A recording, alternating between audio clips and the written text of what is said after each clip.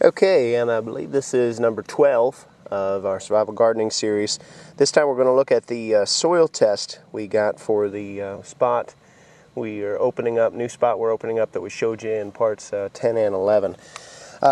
Basic soil test is going to, and I recommend you do this on any area both you're growing in now or you intend on growing later on, even if you have an unused portion of the lawn or something like that you've always said, well, I'm just going to put that in a garden when the time comes.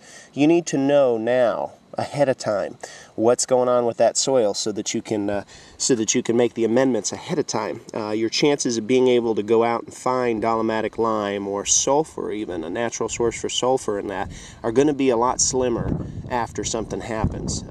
So you know, we've discussed some of the different options before for the lime, like for example tearing sheetrock out of abandoned houses, things like that. We'll add some lime and some calcium and such to the soil.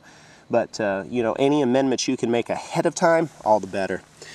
Your general soil test, you can go to your extension services and such, and they will provide these for a fairly nominal fee. I think here in this state which we're in right now is in Georgia, you can get them for anywhere from about $5 to $8.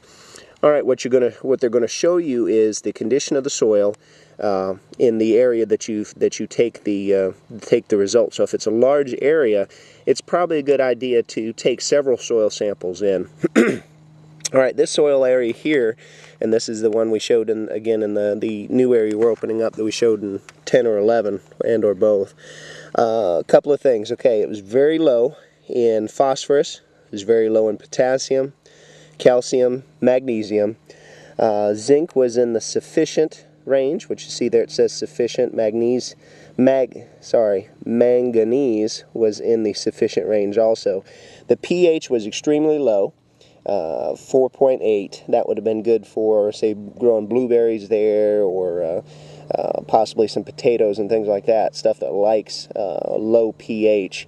But for most garden vegetables and such, and even some grains, we want to get it up to approximately a 6 to 7% pH range. So it's nice that it gives you a little quick snapshot here at the beginning. This is soil that really hadn't been anything happening in probably, oh, I don't know, I'm guessing 20 or 30 years. It's just been in grass and that. All right, now it gives you some nice little recommendations here. First recommendation is limestone, 45 pounds per 1,000 square feet. We've done that already. You saw that on the last video and such. And again, it shows here recommended pH 6.0 to 6.5. It also recommends dolomitic limestone should be used to satisfy the lime requirements and to provide needed magnesium. It also recommends a ½ pound of sulfur or 2 pounds of gypsum per 1,000 square feet. All right, the sulfur must be for the sulfur element, not actually for a pH factor. Sometimes people will put sulfur onto soil that's on the opposite of this low 4.8. Say it's 8, you know, or 7.8 or something really high like that. Sometimes you'll see a recommendation where you should add some sulfur to actually lower the pH. Further goes on to say broadcast 30 pounds of 10-10-10 per 1,000 square feet, etc., etc., etc. And you know, not that we wouldn't do that, but we're going to try to do some of this with stuff we have available and such as well too. All right, so let's go and look at some of the different soil amendments and things we can do to help that area.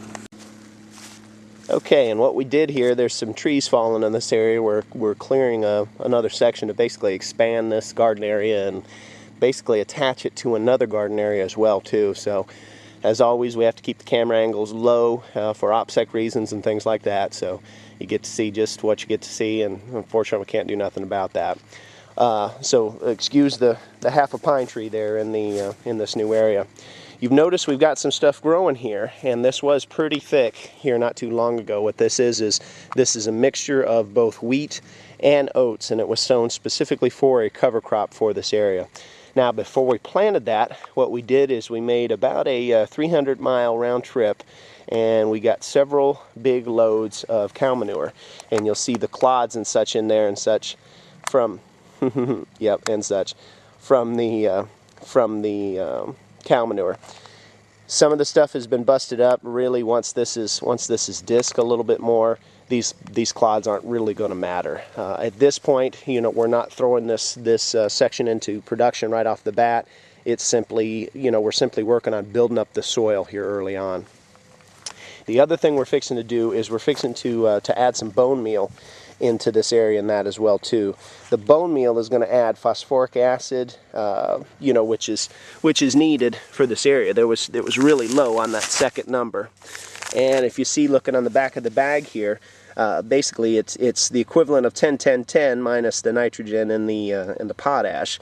This is just our second number, which is the phosphate and such, and it's derived from bone meal. So again, for all the organo-Nazis and that think we're always just out here pouring DDT on the soil and, you know, we're down with Monsanto or whatever, you know, again, you're incorrect here. Just because we've used a little bit of sprays on trees and such to save trees, which I thought hippies were all about, doesn't mean we're not trying to use as much of these organic methods as possible.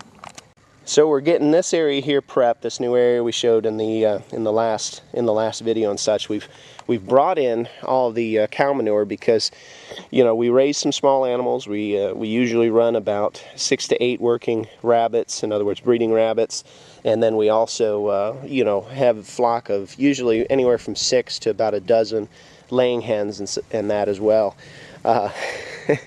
Yeah, and such. Anywho, the problem with that is for a small homestead, you're typically not going to have enough manure to really do the kind of cover the kind of gardening areas you really need to produce a lot of vegetables. And I'm going to show you that here right now. Okay, you can go ahead and dump it there, Francola. And go ahead and dump it, man. Of course, you can get all the family into the act here. Thank you, sir. You're welcome. That'll be good. You can take that bag over there. Okay.